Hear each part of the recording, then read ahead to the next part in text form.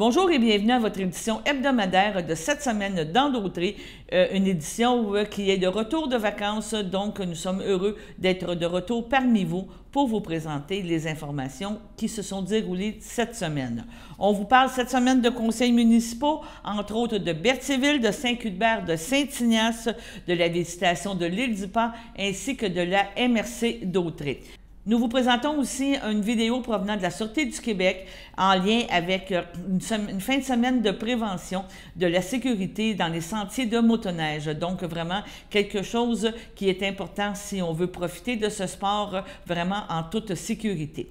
Nous vous rappelons que nos bulletins de nouvelles sont de retour aussi à tous les jours à compter de 18 h pour vous tenir au fait de l'information qui se passe dans la région. Donc, en direct des studios G. Le Tessier, nous vous présentons cette revue de la semaine, cette semaine dans Dautrey, édition du 26 janvier 2025. Bonne écoute. 8. Traitement des élus. Il est proposé, secondé et résolu que l'augmentation du traitement des élus pour l'année 2025 sera de 3 suite à l'adoption des prévisions budgétaires du 17 décembre 2024 et c'est l'IPC que le Conseil a pour l'instant. Ça prendra le proposeur, M. Christian Valois. M. Pierre-Luc Guertin, à ma droite. D'accord. À ma gauche. D'accord. C'est 9. Embauche d'une technicienne comptable et trésorière adjointe. Il est proposé et secondé d'embaucher Mme Louane Mondor à titre de salariée au poste de technicienne comptable et trésorière adjointe. Que Mme Louane Mondor relève directement du directeur général, de nommer Mme Louane Mondor signataire pour et au nom de la municipalité toute convention, accès des affaires et tout autre document requis ou utile à cette fin, tel que défini à la convention d'accéder à faire, dont celui de la municipalité, et en accepter les conditions d'utilisation. Qu'une période d'approbation soit prévue conformément aux dispositions de la convention collective en vigueur. M. Ménard, vous ne voulez pas rajouter, parce que si jamais vous êtes absent, s'il y a des chèques à signer... Oui, c'est en fait, c'est le point 3. Hein? C'est le point 3 que vous venez de dire. Ah, parfait. Ouais. Vous allez le rajouter dans le point 3? Il est déjà... Il est dedans? Ah, signataire, OK, parfait. Fait que ça prendrait un proposeur, Mme Evelyne Latour, M. Louis-Charles Guertin, à ma droite. D'accord. À ma gauche. D'accord. Embauche d'un journalier opérateur aux travaux publics. Il est proposé, secondé, d'embaucher M. Michael Tessier à titre de salarié au poste de journalier opérateur aux travaux publics, que M. Michael Tessier relève directement du directeur général, puis qu'une période de probation soit prévue conformément aux dispositions de la convention collective en vigueur. Je prendrai un proposeur. M. Pierre-Luc Guertin, M. Christian Valois, à ma gauche. D'accord. À ma droite. D'accord. Donc, et comment dire, 17.1, c'est l'école secondaire Pierre de Lessage, l'événementiel 2025. Le conseil a décidé de donner 100 $. Fait que ça me prendrait un proposeur. M. Christian Valois, M. Pierre-Luc Guertin, à ma droite. D'accord. À ma gauche. D'accord. Si. Donc, c'est le 17.2, c'est une demande de gratuité de salle à l'église pour la ligne de poche récréative. Il y a 2 personnes qui veulent organiser une ligne de poche récréative. L'église, ils nous demandent si on peut prêter la salle. Je pense que c'est le jeudi qu'ils ont demandé. On leur a dit que oui, pas de problème, parce que vu qu'ils organisent des jours, ça va faire sortir du monde, ils vont aller s'amuser. Mais la seule chose qu'on a dit, si jamais la salle est louée, bien, si les 2 salles sont louées, bien, ça va aller à la semaine suivante après ça pour pouvoir jouer. Ça, c'est en haut, là. C'est le haut, le bas. Je ne sais pas s'ils vont prendre le haut. S'il fait froid, ils vont en haut pareil. Oui, ils peuvent y aller. Chaud. Quand c'est pas loué, pas trop. Oui, mais c'est de l'eau chaude. Hein? C'est de l'eau chaude qui se met à l'aise pour jouer au parc. Oui. OK. Ça me prendrait un proposeur. M. Daniel Valois, M. Gilles Courchain, à ma gauche. D'accord. À ma droite. D'accord. Je voudrais revenir au point que monsieur a fait. J'ai posé quelques questions tout à l'heure, je n'ai pas eu aucune réponse concernant qu'est-ce que le conseil est prêt à faire pour réduire les dépenses. Là, on arrive en année d'élection. Puis là, s'il n'y a aucun contrôle de ces dépenses, si le conseil accepte toutes les demandes qui rentrent, l'année prochaine, on va avoir encore un 8 d'augmentation parce qu'il va falloir payer pour ci ou pour ça. Fait que là, ce que je voudrais savoir, c'est qu'est-ce que le conseil est prêt à faire pour s'engager à peut-être s'organiser pour que l'année prochaine, on n'ait pas une augmentation de 9 %, mais peut-être de 2-3 % comme les autres municipalités. C'est ce que je demande, parce que là, jusqu'à date, ce soir, j'ai eu aucune réponse. On en a discuté, sur M. rien. Liberté. Sauf que là, M. Ménard nous a expliqué pourquoi cette année, il y avait des imprévus, que là, il y avait un ajustement au budget. Je l'accepte. Mais là, qu'est-ce qu'on fait? Monsieur a fait des bons points concernant tous les services que les établissements peuvent donner à la municipalité. C'est correct, ça. Mais le point que j'essaie de rentrer, mais je ne vois pas le conseil répondre à ça, c'est 8 % c'est inacceptable. Mais qu'est-ce qu'on va faire pour que l'année prochaine, ça ne se répète pas? On va en discuter, on va voir ce qu'on va pouvoir faire là. Mais quelles mesures? C'est des mesures qu'on voudrait voir. Il va falloir en faire parce que... Est-ce qu'on va nous en parler? Monsieur le maire, est-ce que je peux... S'il vous plaît. Ça va être convaincant. Le directeur général va nous fournir, même de façon trimestrielle, des rapports des dépenses par rapport au budget. Fait que si, mettons, je prends un exemple de la bibliothèque, il y a un budget de 50 000, puis à un moment donné, après le premier trimestre, on est rendu à 25 000. Bon, là, on sait qu'on a 50 % de progression. Chaque poste, on voit des progressions. Si à un moment donné, il y a un poste, on est rendu à 152 % et que le budget est à 100 %, là, il y a une alerte, il y a un flag qu'il faut lever. Pourquoi on est rendu à 152 %? Nous, en tant que conseil, de concert avec le directeur général, il va falloir garder un suivi plus rigoureux et voir l'évolution des dépenses. Puis là, à un moment donné, avant que le flag soit à un moment donné trop élevé, on va poser des questions. On a des comptes à payer à chaque mois. Il va falloir qu'on regarde ça plus attentivement puis de façon plus rigoureuse. Fait que peut-être que là, à la fin de l'année, lorsqu'on arrivera, on fera notre constat, on verra où on peut s'ajuster.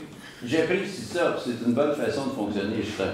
Mais moi, je vous demande d'aller un niveau plus élevé que ça. Un niveau plus élevé que ça. On a déjà accordé 100 000 pour tel poste. Mais est-ce qu'on est capable de le faire avec 70 000? C'est ça qu'un gel des dépenses veut dire.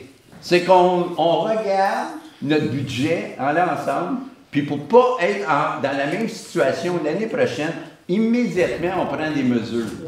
Fait que c'est pas juste de voir si nos dépenses vont contre le budget. On peut mais on peut aller plus loin que ça. C'est ça que je demande. Parce que sinon, on va être encore dans la même conversation dans un an. J'ai la liberté, si je mets 100 000 pièces dans un poste, arrive à la fin d'année, il n'y en a que 60, je vais baisser le poste. Je vais le baisser à 70 encore. Puis moi, je vous demande d'être proactif à le baisser. C'est ça que je demande. Parce que sans ça, il faut éviter le 8 % Oui, si je mets 100 000 puis j'en dépense 5,60, ça veut dire que je n'ai tout mis. Oui, je sais. C'est ce que vous dites. C'est ce que vous dites. Oui, c'est ça. Oui, mais quand on va faire le budget, au lieu de mettre 100 000, on va mettre 70 000. Comme toutes les autres postes, ça fait de même. Par exemple, les frais de représentation. Si au lieu de 9 000, on est capable de baisser à 6 000, pourquoi pas? C'est 3 000 de plus dans les poches. Puis ces 3 000-là, ils vont s'additionner. C'est ce genre d'exemple-là qu'on voudrait. Au budget, ça a chiolé. Quand on a appelé M. Ménard de présenter le budget, on l'a défriché de beaucoup. C'était plus élevé que ça, beaucoup, M. Ménard, au départ. Selon les comptables, les conseils ont décidé ce qui nous est présenté. On a défriché pas de beaucoup. Là. On va prendre un exemple. On va-tu défricher du parc? On va-tu laisser tomber du parc à Chine? On va-tu laisser tomber le congrès? On va-tu laisser tomber? Oui, Avez-vous laissé tomber votre 3 % de l'alimentation pour 1,5 ? Ça sert à rien, c'est aussi. Oui, mais j'ai la forêt. Une scène sur les taxes, ça représente combien? 30, pas loin de 40 000, je pense, si je ne me trompe pas. 37. Si on coupe de 37, on baisse de 100. On coupe de 100. C'est ça. On baisse de 100. C'est ça. Et dans le fond, ce que je comprends de vous, M. La Liberté, ce que vous souhaitez du Conseil, c'est qu'on ait une vigilance plus grande sur les dépenses pour réduire le maximum, malgré le budget qu'on a fait, qu'on est allé vraiment travailler en profondeur.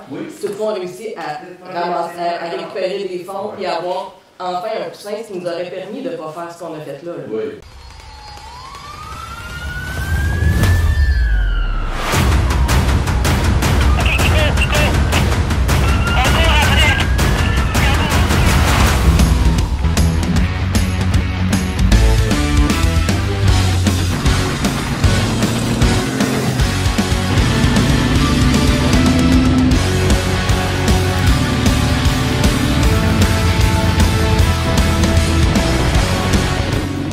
Bienvenue à SQTV.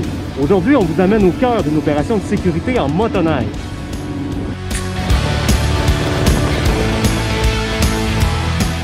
Avec moi, le sergent Carl Soucy, qui est coordonnateur au service récréo-touristique de la Sûreté du Québec. Carl, qu'est-ce que vous faites actuellement? C'est quoi ça, l'opération Impact? L'opération Impact, c'est une opération où on se déplace en région pour venir s'assurer que les gens ont un comportement sécuritaire en sentier.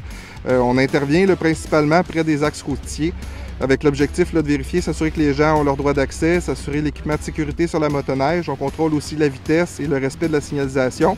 Et on s'assure que les gens ont les capacités pour conduire la motoneige, donc l'alcool, drogue. On fait des vérifications en ce sens. Donc, une activité qui est financée par le ministère du Transport, qui regroupe également différents partenaires. Oui, c'est exact. On a la FCMQ, la Fédération des motoneigistes, qui sont avec nous aussi pour appliquer les droits d'accès de sentier et qui sont avec nous pour veiller à la sécurité des motoneigistes.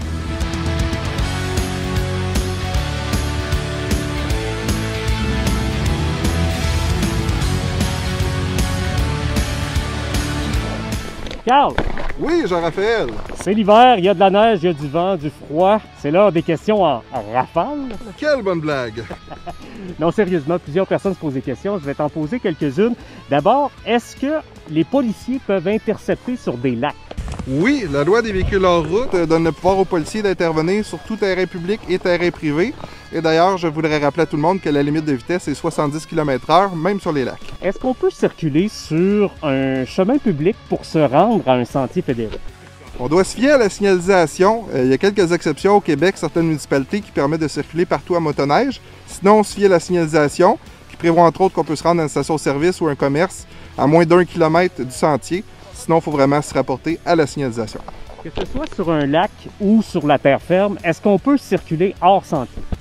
Il y a certains endroits qui sont prévus où on a la permission de circuler. Sinon, on doit s'assurer d'avoir l'autorisation expresse du propriétaire des lieux pour circuler. Est-ce qu'on peut consommer de l'alcool et conduire une motoneige?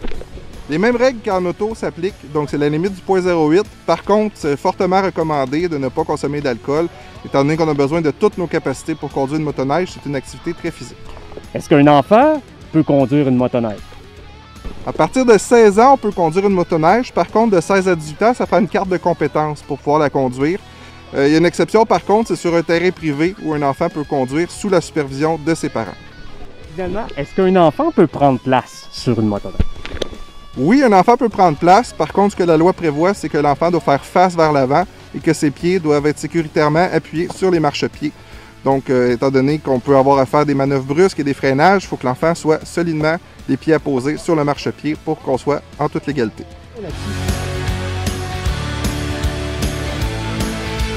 L'année dernière, sur le territoire de la Sûreté du Québec, il y a eu 24 collisions mortelles qui ont créé 24 décès. Donc, raison de plus pour être présent sur le terrain avec les patrouilleurs motoneigistes afin de s'assurer que les gens adoptent les bons comportements en sentier. Merci d'avoir été là. Si vous avez encore du temps, vous pouvez regarder d'autres vidéos et n'oubliez pas d'aller aimer et de vous abonner à notre chaîne SQTV Sûreté du Québec pour ne rien manquer parce que régulièrement, on met en ligne de nouvelles vidéos. 4-5, renouvellement du contrat avec Entretien GMC. C'est l'entretien ménager ici. Donc, indexation, c'est dans le contrat, c'était 2,5 % pour un montant annuel de 50 631,46 $. C'est une augmentation de 1 234,91 $. Donc, ça me prend quelqu'un qui propose. Proposé par Mme Sénéchal, appuyé par M. Pufal. À ma droite. À ma gauche. 4-6, renouvellement de contrat avec Jonathan Cyr. Ça, c'est l'entretien ménager du poste de police qui est à la Valtrie. Parce que le poste de police, évidemment, le bâtiment appartient à la MRC. Donc, même chose, indexation de 2,5 % qui est mentionné dans le contrat. Montant annuel, 25 079,64 $. C'est une augmentation de 611,70 $. Donc, ça prend quelqu'un qui propose, proposé par M. Moreau, appuyé par M. Goyette. Merci pour le nom, M. Goyette.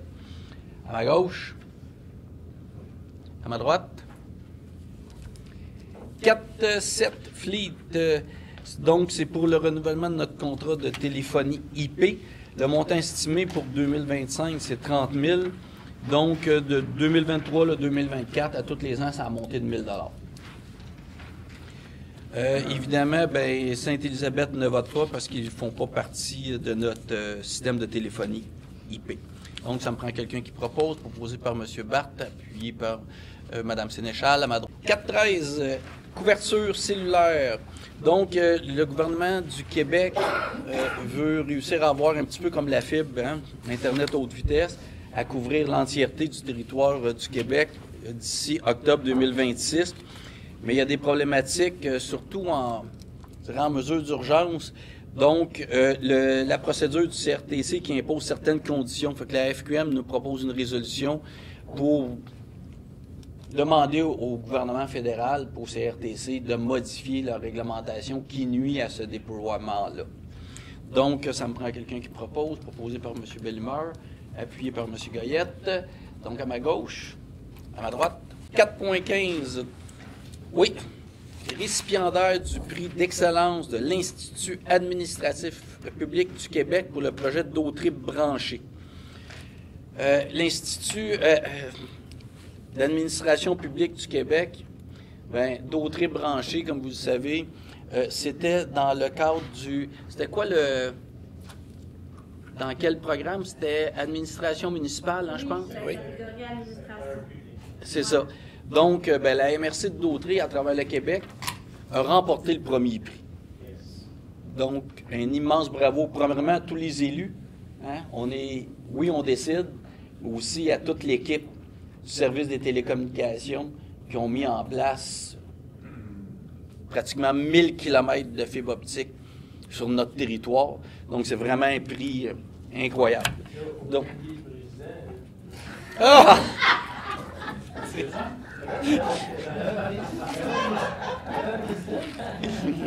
Le président TI, c'est M. Frigon. Donc, ça me prend un proposeur proposé par M. Frigon, appuyé par Mme Sénéchal, à ma droite. À ma gauche. Merci. 14. Appui à la MRC de Domaine du Roi, suspension temporaire du programme d'adaptation de domicile. Ça, c'est un programme qui était un programme de la SHQ.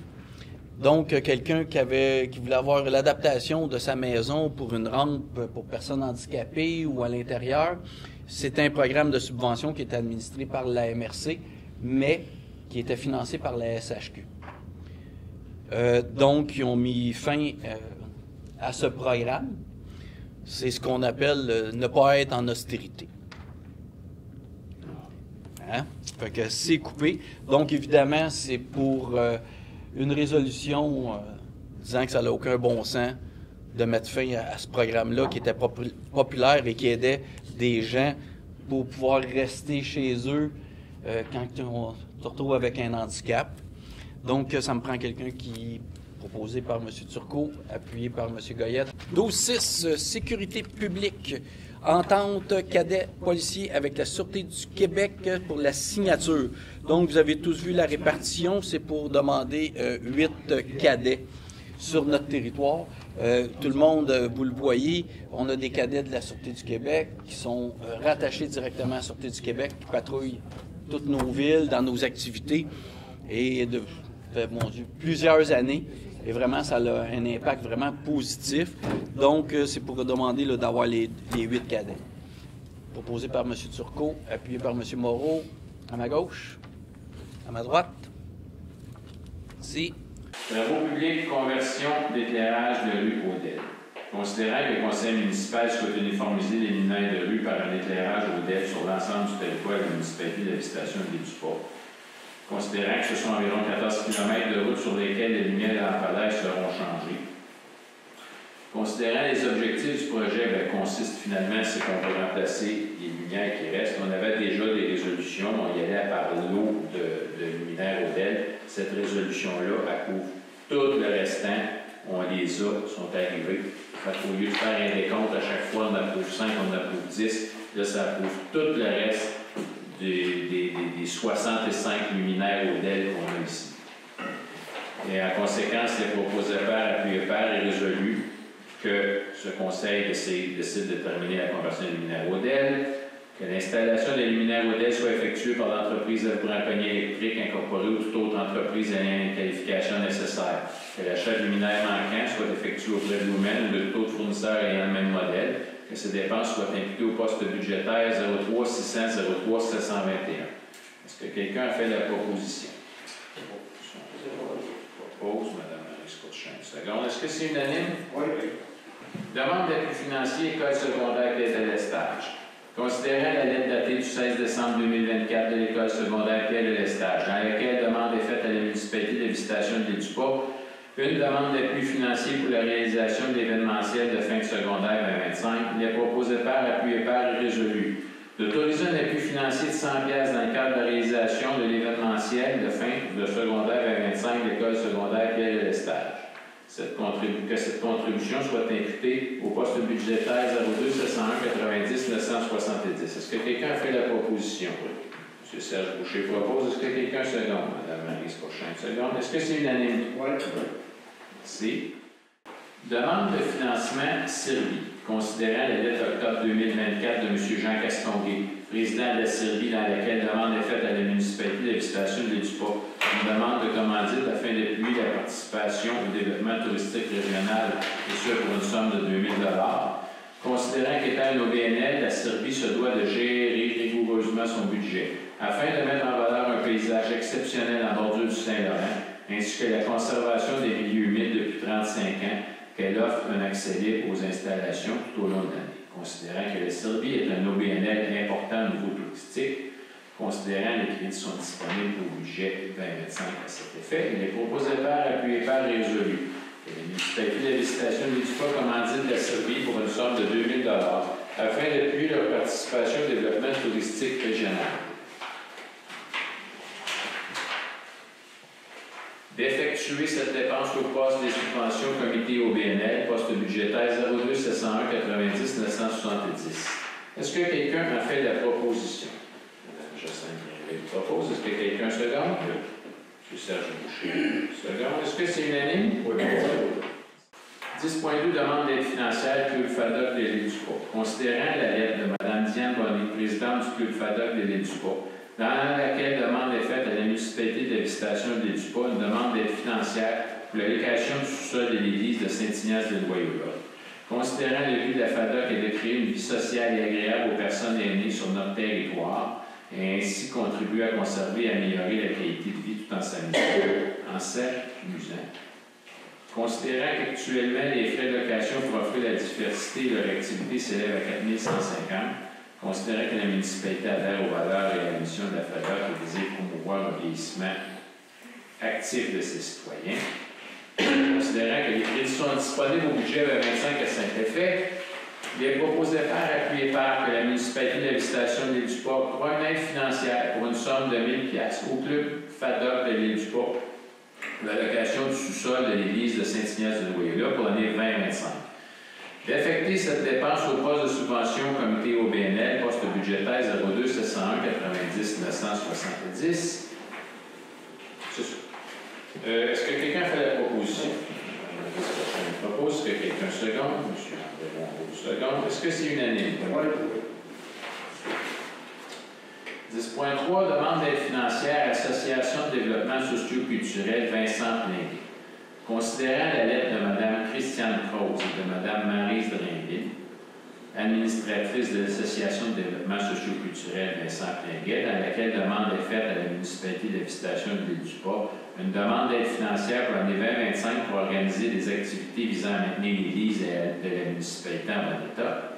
Considérant que l'association vise à favoriser le développement socio-culturel à travers des activités telles que des spectacles, des pièces de théâtre et des soirées d'animation et que tous les habitants de la municipalité en bénéficieront et que tous les bénéfices seront utilisés pour maintenir notre magnifique église et ses éléments en bon état tels que la bâtisse, l'ordre des hôtels, le clocher et bien d'autres encore. Considérant que la municipalité adhère aux valeurs et à la mission de l'Association de développement socio-culturel Vincent Plinguet, considérant que les crédits sont disponibles au budget 2025 à Saint-Effet, il est proposé par appui et par résolu que la municipalité de la visitation de l'Édupa octroie une aide financière pour une somme de 2 500 $ pour l'année 2025 à l'Association de développement socio-culturel Vincent Plinguet pour l'organisation d'activités afin de maintenir l'Église de la municipalité en bon état. d'affecter cette dépense au poste de subvention et comité et au BNL, poste 02 701 90 968. 10. Est-ce que quelqu'un fait la proposition? Mme Jacinthe propose. Est-ce que quelqu'un seconde? Seconde. Est-ce que c'est unanime? Oui. 10.4, dépôt d'une demande au PAC rural. Il y a 3 demandes qui vont suivre l'une derrière l'autre. C'est à partir, le but c'est d'utiliser l'enveloppe qui nous est réservée pour le PAC rural, dont il nous reste un solde de 28 191,93. On a déjà utilisé 12 693 de cette enveloppe-là pour payer une partie de la facture de RF Bibliotique qu'on a parlé tantôt, de 17 864,25. Il nous reste dans l'enveloppe 28 191,93. Depuis notre demande pour les études de recensement des freins, afin de stimuler les municipalités à utiliser l'enveloppe, ils ont augmenté la contribution au projet de 60 à 80 %. Donc, les municipalités ont juste 20 à donner, soit 10 en argent à mettre dans le projet et 10 en biens et services. Le total des 3 projets se monte à tout à fait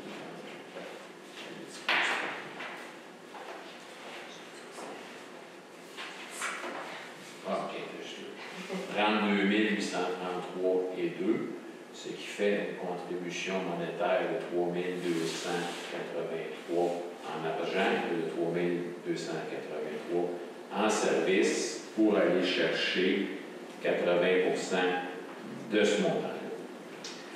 Le premier projet pour lequel la municipalité voudrait faire une demande, c'est vraiment une demande, c'est pas encore.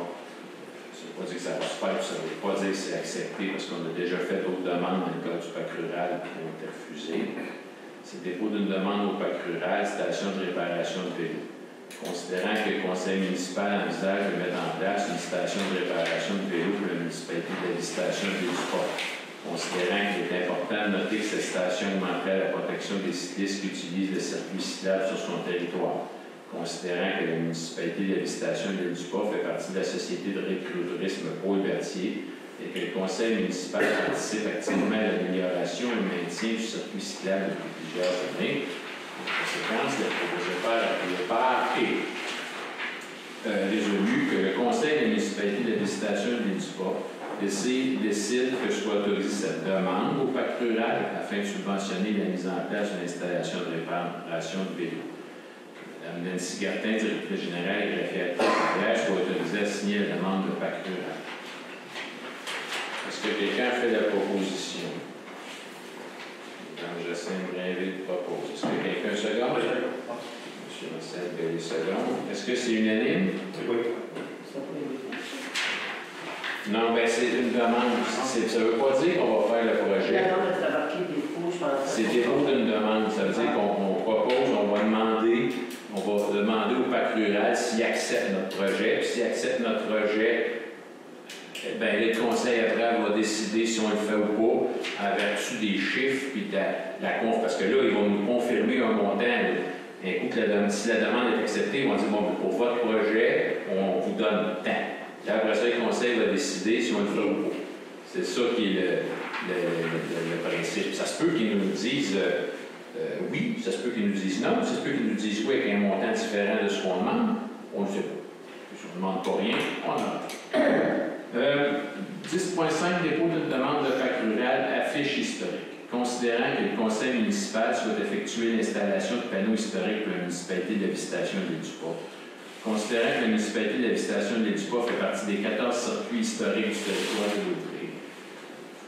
Considérant que la municipalité de la visitation de l'île du Port est riche en faits et personnages historiques. Considérant que de nombreux visiteurs et citoyens sollicitent fortement des informations sur notre municipalité et sur son histoire. Considérant que la municipalité de la visitation de l'île du Port est considérée comme l'un des centres de la colonisation du Haut-Québec. Considérant que la municipalité de la visitation de l'île du Port mérite d'établir un itinéraire patrimonial, en conséquence, les propositeurs appuyés par et résolus que le conseil de la municipalité de la visitation de l'île du Port désire que soit autorisée cette demande au PAC rural afin de subventionner l'installation de panneaux historiques. que Mme Nancy Gartin, directrice générale et greffière trésorière, soit autorisée à signer la demande au pacte rural. Est-ce que quelqu'un fait la proposition? M. Serge Boucher propose. Est-ce que quelqu'un seconde? Mme Maryse Cauchon seconde. Est-ce que c'est unanime? Oui. On va faire le troisième volet. 10.6, dépôt d'une demande au pacte rural, four à pain. Considérant que le conseil municipal envisage de mettre en place un four à pain pour la municipalité de la visitation de l'île du Port, considérant que le conseil municipal désire diversifier son programme de divertissement pour ses citoyens, considérant que le conseil municipal envisage d'améliorer ses installations pour favoriser des activités qui unissent toutes les générations, considérant que le conseil de la municipalité de la visitation de l'île du Port désire que soit autorisée cette demande au pacte rural afin de subventionner l'installation d'un four à pain artisanal à proximité du centre communautaire, que Mme Nancy Gartin, directrice générale et greffière trésorière, soit autorisée à signer la demande de pacte rural. Est-ce que quelqu'un fait la proposition? Jacinthe Gréville propose. Est-ce que quelqu'un seconde? Oui, seconde. Martial Bellier seconde. Est-ce que c'est unanime? Non. Qui vote pour? Mme Jacinthe, Maryse puis Martial? Qui vote contre? M. André Rondeau et M. Serge Boucher. Est-ce que vous voulez que vos noms soient inscrits ou juste le résultat des votes au procès-verbal? N'importe plus pour de ça. Ici. Pas de problème, non, je veux dire, c'est comme ça. Mais encore là, c'est une demande. Oui, Loisirs et culture, point 13, autorisation du budget des festivités du rendez-vous au cœur du village. Oui, donc le rendez-vous au cœur du village, cette année, va avoir lieu les 17 et 18 mai. Donc, la directrice générale adjointe, Nathalie Panton, elle a déjà commencé la planification. Donc, c'est pour que vous autorisiez le budget de dépenses de 15 000 qui a été planifié durant les travaux du budget pour l'autoriser à engager des dépenses. Évidemment, elle va vous tenir au courant au fur et à mesure. Ça ne sera pas des dépenses surprises. C'est bon. Donc, c'est proposé par Sylvain Toupin. Appuyé par Richard Dion. Tout le monde est d'accord? Oui. Point 5, protocole d'entente pour l'utilisation de locaux, d'équipements, terrains et aménagements avec le centre de service scolaire des Samars. Dans la séance de travail, il vous a été présenté un modèle, en tout cas, un modèle de protocole d'entente, exactement. Ouais. C'est que le centre de service scolaire et la municipalité ont souvent échangé leurs installations pour les besoins d'un et l'autre. Mais les ententes, les vieilles ententes, on ne les retrouve pas. Puis maintenant, finalement, c'est juste de la remettre à jour et d'avoir une entente écrite pour qu'on puisse se partager un et l'autre nos installations. Administration générale, point 4, amélioration du déploiement de la couverture cellulaire. C'est un peu plus long, mais je vais lire les considérants au complet. Donc, on a maintenant fibre, mais la téléphonie cellulaire, c'est un autre défi pour que ça rentre bien partout. Donc, on a des demandes à faire au gouvernement. Donc, considérant que la couverture cellulaire demeure insuffisante dans la couverture cellulaire demeure insuffisante dans plusieurs régions du Québec, limitant l'accès à un service essentiel pour les résidents et visiteurs, considérant que le gouvernement du Québec s'est engagé à déployer une couverture cellulaire complète sur l'ensemble du territoire d'ici octobre 2026, reconnaissant son importance pour la qualité de vie des citoyens et le développement socio-économique, particulièrement dans un contexte où l'automatisation devient une solution incontournable face à la pénurie de la main-d'œuvre. Considérant que les services cellulaires fiables sont indispensables pour garantir l'accès à l'information, aux services de santé et aux interventions de sécurité publique et qu'une couverture déficiente compromet la sécurité des personnes dans les zones à couverture limitée ou en itinérance, notamment en cas d'urgence nécessitant une intervention rapide des premiers répondants. Considérant la procédure du Conseil de la radiodiffusion et des télécommunications impose des conditions de licence aux fournisseurs de services cellulaires, notamment l'itinérance obligatoire, le partage des pylônes et l'interdiction d'exclusivité d'emplacement, afin de favoriser l'accès au réseau pour les abonnés d'un autre réseau lorsqu'un service est disponible. Considérant cette même procédure n'oblige toutefois pas les FSC à solliciter le service d'un autre fournisseur en cas de couverture inexistante dans une région donnée, limitant ainsi la portée de la mesure. Considérant que le gouvernement du Québec et le CRTC octroient des subventions importantes aux entreprises de télécommunications pour la construction de nouvelles infrastructures cellulaires afin d'améliorer la couverture en région, considérant que malgré la présence de plus de 8500 tours cellulaires sur le territoire québécois, l'exclusivité de l'utilisation de ces tours par un seul FSC limite l'accès à d'autres fournisseurs et constitue l'obstacle majeur au déploiement d'une couverture cellulaire optimale pour l'ensemble de la population. En conséquence, il est proposé par Élise Fafard, Sylvain Toupin, de demander au Parti libéral du Canada, au Parti conservateur du Canada, au Nouveau Parti démocratique du Canada et au Bloc québécois d'inclure dans leur plateforme électorale pour les prochaines élections fédérales l'obligation pour la totalité des compagnies de services cellulaires de conclure des ententes d'itinérance afin que les clients des services cellulaires, peu importe leur fournisseur, puissent bénéficier de la présence de sites cellulaires dans la région où ils se trouvent. Ça va être transmis aux différents ministres et autres là, et partis. Donc, adopté. Tout le monde est d'accord? Oui. Merci. Point 8, règlement numéro 362, créant une réserve financière pour la construction, la modernisation et la réfection des infrastructures de voirie. Avis de motion.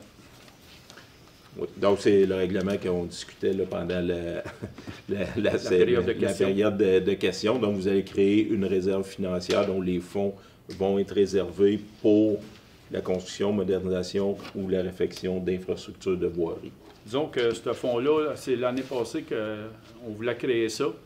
Mais l'année passée, comme vous savez, on a augmenté les taxes pas mal. Hein, fait que c'était pas le temps de faire des réserves. Fait qu'on a attendu à cette année.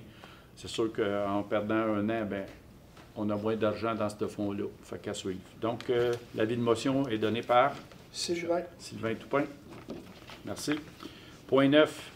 Règlement numéro 362, créant une réserve financière pour la construction, la modernisation et la réfection des infrastructures de voirie. Projet de règlement. Donc, c'est la même chose. C'est proposé par Sylvain Toupin. Éric Deschênes. Tout le monde est d'accord? Oui. Point 10, facturation aux municipalités desservies par les services de la Sûreté du Québec.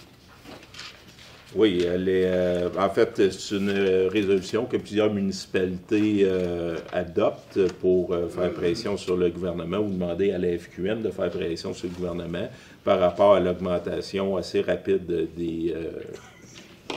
la facturation de la Sûreté du Québec, là, qui est beaucoup plus élevée que l'inflation. Donc, ça a augmenté, mettre un chiffre de 6,47 %. Donc, on envoie ça au ministre. Donc, c'est proposé par Élise Fafard, appuyé par Annie Sylvestre. Tout le monde est d'accord? Oui. Transport routier, point 11, Ponceau des routes Bélanger et Gonzague-Brizard, octroi de contrat. Oui, l'ouverture des soumissions pour refaire les ponceaux de la route Bélanger-Gonzague-Brizard a eu lieu le 8 janvier, la semaine passée. On a eu 11 soumissionnaires. Donc, le plus bas soumissionnaire, c'est Pavage JD au montant de 587 716,56 taxes incluses. Juste pour donner une idée, le plus haut soumissionnaire est à plus d'1 million. Moi, je dirais, enfin, on va procéder à la réparation de ces ponceaux-là. Ça a été long. On les voulait plus gros aussi. Ça a retardé aussi les choses de ce côté-là. Mais finalement, ça va se faire le printemps. Disons que nos agriculteurs vont avoir des voies de passage un peu plus dans ce haut-là. Ouais. Donc, c'est proposé par Annie Sylvestre, Vincent Bergeron. Tout le monde est d'accord? Oui. C'est l'acquisition de bornes de recharge Evera pour... il y a des bornes qui vont être installées au centre-ville, donc c'est une bonne nouvelle pour le centre-ville. Madame Lebrun? Considérant que le budget 2025 prévoit l'achat de 3 bornes de recharge à usage public par un financement au moyen d'une appropriation à l'excédent non affecté, Considérant le programme de financement Recharge Plus de Propulsion Québec, ayant pour but de faciliter l'acquisition et l'installation d'infrastructures de recharge pour les lieux publics, représentant une aide financière au montant de 30 000 $, considérant l'offre numéro 10 702, datée du 6 janvier 2025, déposée par la compagnie Borne Québec Inc., alors je propose d'autoriser l'achat de 3 bornes de recharge Evera 48A personnalisées auprès de la compagnie Borne Québec Inc. au coût de 39 955 $ plus les taxes applicables, telles que décrit à leur offre de prix numéro 10 702, datée du 6 janvier 2025. D'autoriser la dépense encourue par les frais du technicien pour la programmation des bornes ainsi que pour la formation. D'autoriser une appropriation à l'excédent affecté au montant de la dépense nette encourue. Merci. C'est appuyé par? L'appui. Monsieur Frenière, merci. J'en appelle le vote à ma gauche. À ma droite. Approuvé à l'unanimité des conseillers présents. Comme je disais, c'est une bonne nouvelle pour le développement du centre-ville. En 7, c'est un avis de motion et projet de règlement. Donc, 7.1, avis de motion et dépôt du projet de règlement numéro 983, OK, sur la gestion contractuelle. Madame Fontaine? Oui. Alors, je donne un avis de motion qu'à une prochaine séance sera soumis pour adoption un règlement sur la gestion contractuelle. Je dépose le projet de règlement numéro 983, intitulé « Règlement sur la gestion contractuelle ».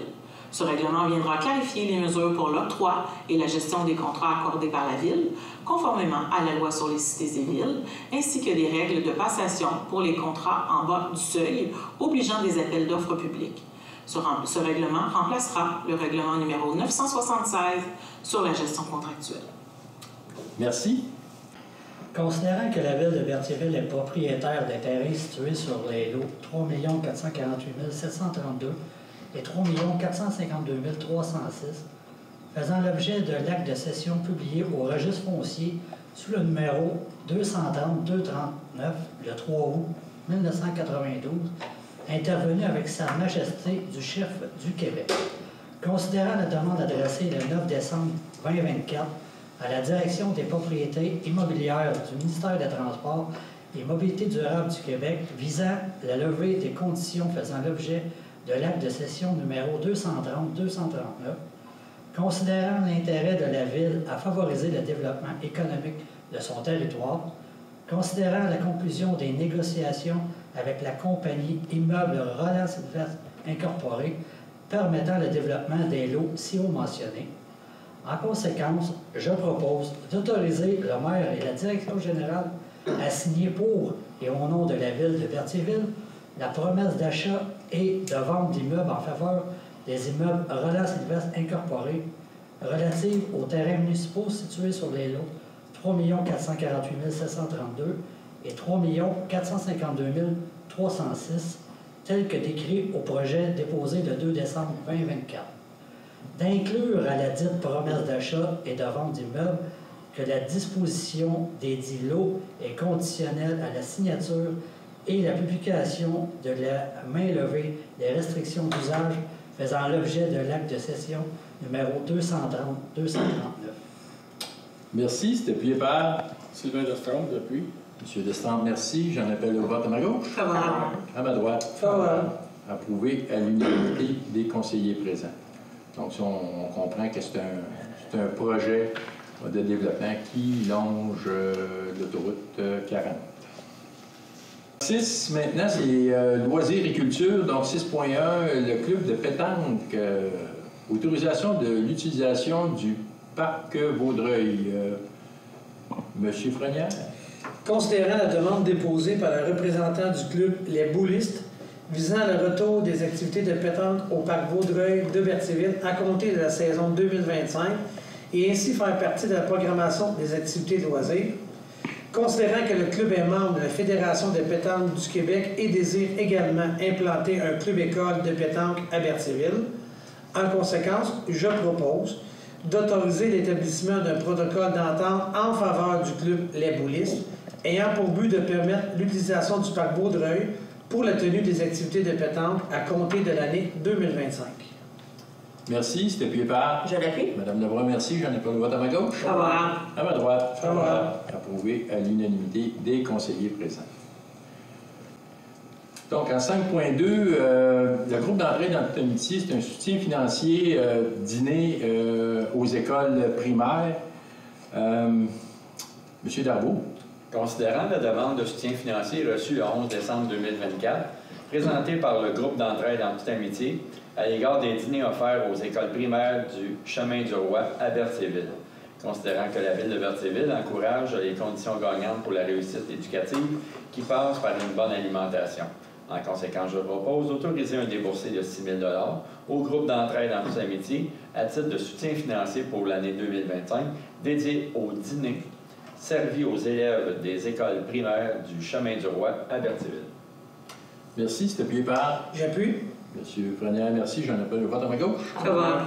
À ma droite. Favorable. Approuvé à l'unanimité des conseillers présents. Donc, il y a beaucoup de... On connaît, il y a beaucoup de besoins, donc les dîners à l'école pour nos enfants, c'est... Je pense que le conseil, on tient ça à cœur aussi.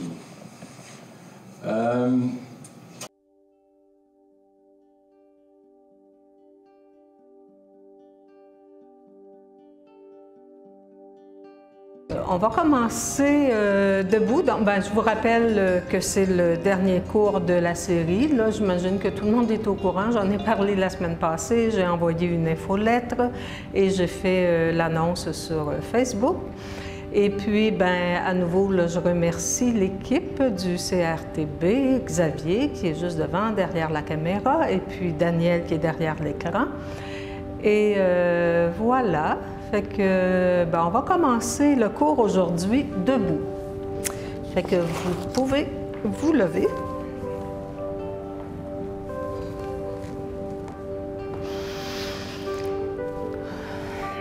Et puis, oui. Oui, il faut éteindre les micros si ce n'est pas déjà fait. OK. Donc, une position confortable. Et on va prendre quelques instants pour s'intérioriser. Donc, assurez-vous que les genoux sont déverrouillés, que les épaules sont relaxes, que les mâchoires sont relaxes. Vous pouvez garder les yeux ouverts ou fermer les yeux. Et on va prendre quelques respirations lentes, conscientes.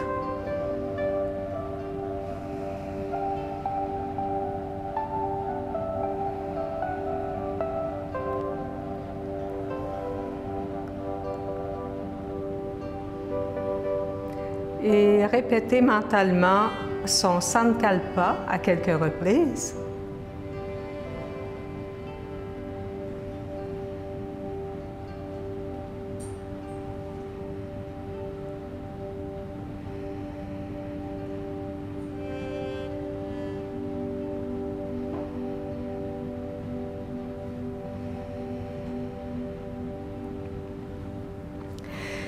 Et on va y aller tout de suite avec la mudra du jour. Donc, je vais prendre mon livre là, pour ne pas vous donner les bonnes instructions puis pour ne pas vous donner les explications qui fitent avec une autre mudra. Donc, c'est une mudra pour cultiver sa joie. Fait que j'ai pensé que c'était opportun avec la neige qu'il y a aujourd'hui dehors puis avec les nouvelles là, par rapport à la pandémie qui ne s'essouffle pas, on dirait. Donc, cultiver sa joie en toutes circonstances, voilà ce que les mudras proposés vont vous apporter. En fait, il y a toute une série de mudras là, qui est toujours issue du même livre. Il y a toute une série de mudras qui aident à cultiver la joie ou à réguler les émotions, mais on va en faire seulement qu'une aujourd'hui. Donc, si vous vivez une journée de rêve, une mudra vous fera prendre davantage conscience de cette chance. Si vous vous sentirez encore mieux, vous sentirez encore mieux sa puissance que vous décuplerez. Si vos jours sont noirs, une mudra sera comme un rayon de soleil qui réussit à percer entre deux gros nuages de la tempête. Si tout est gris, une mudra vous aidera à faire venir la joie, à la provoquer même, puis à l'entretenir et à la garder bien au chaud. Donc, la mudra, c'est celle-ci. Donc, la paume des mains est tournée vers soi. On accroche les pouces ensemble et puis les autres doigts sont ouverts. Donc, les mains, je pense que c'est au niveau du cœur, là, mais je vais vous lire l'explication pour être certaine que je ne fais pas d'erreur. Donc, ça s'appelle Garuda Mudra et geste de l'aigle, roi des oiseaux.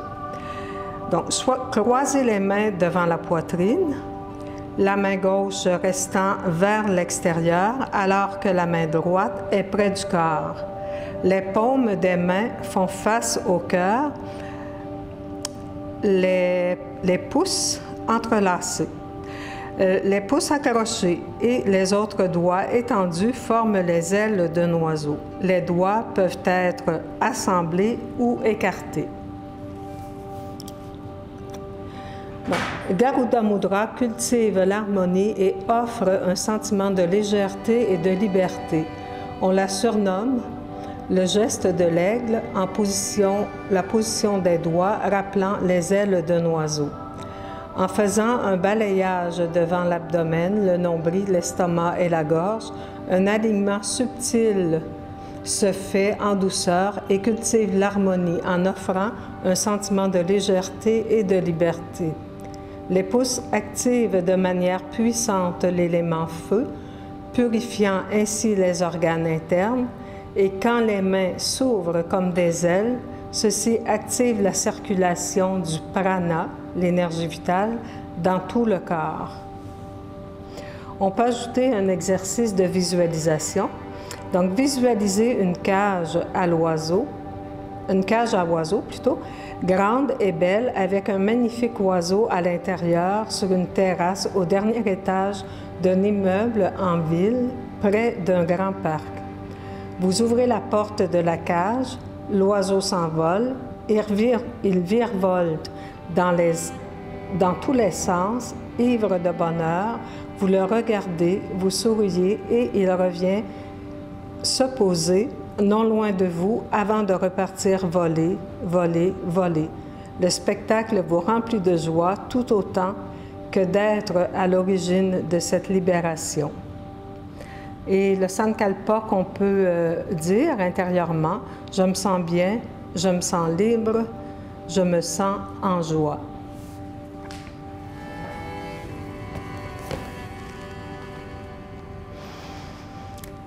C'est bien, vous pouvez ramener les bras le long du corps. Je vous rappelle que les mudras, on peut les faire, je trouve que c'est une belle petite routine pour démarrer sa journée. Fait que si vous avez le goût de les faire pendant toute la semaine qui suit le cours, hein, ça prend 5-10 minutes, pas plus. Fait que c'est une belle façon de démarrer sa journée. Et on va poursuivre avec cette semaine un do-in. Fait que écartez un peu les pieds. Amenez les mains ensemble et on frotte vigoureusement les mains ensemble l'une contre l'autre pour amener de la chaleur. Donc un do-in, c'est un automassage qui permet d'activer la circulation d'énergie dans le corps. On place le bout des doigts, donc les doigts sont écartés, le majeur, l'index et l'annulaire sont un peu écartés. On les place en haut du front et puis on fait des petites rotations avec les doigts pour faire bouger la peau. Donc on part du sommet du front puis on descend lentement. Assurez-vous que les genoux sont déverrouillés, les mâchoires relaxent. Donc, on continue à descendre sur les joues.